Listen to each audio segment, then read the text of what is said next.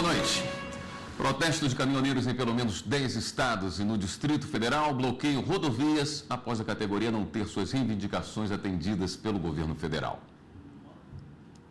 As ações começaram na madrugada desta segunda-feira em São Paulo, Rio de Janeiro, Espírito Santo, Rio Grande do Sul e outras unidades da federação.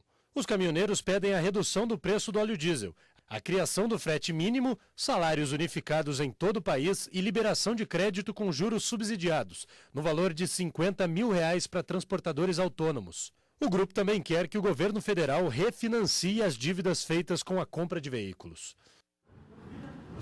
E agora o repórter Tel Taveira conversa com o advogado Fernando de Assis Bom Tempo. Oi, Tel, boa noite. Oi, William, muito boa noite para você, boa noite a todo mundo que nos acompanha. Pois é, esse protesto causou centenas de quilômetros de congestionamento em todos os 11 estados onde aconteceu.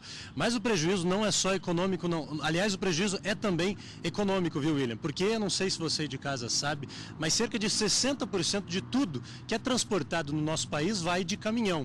É por isso que a gente trouxe aqui o Dr. Fernando para nos explicar. Dr. Fernando, muito boa noite em primeiro lugar.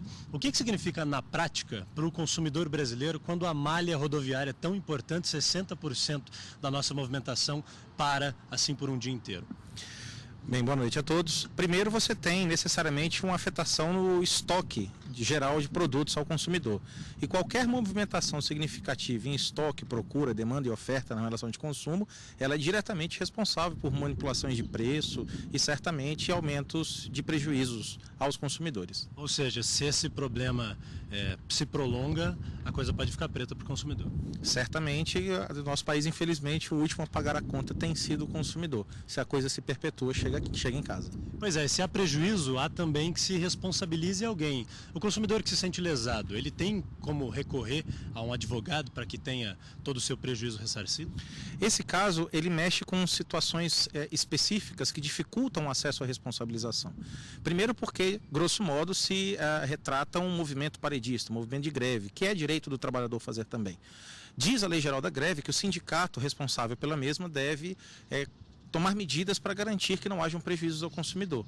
Agora, em situações como essa, que já tiveram várias manifestações reafirmando que não são os sindicatos, não são as confederações nacionais responsáveis, seriam manifestações individuais de trabalhadores autônomos, aí se dilui um pouco a forma que se tem de encontrar o responsável a pagar essa conta no final. Ou seja, o que a gente tem que fazer nesse momento é torcer para que a coisa não continue.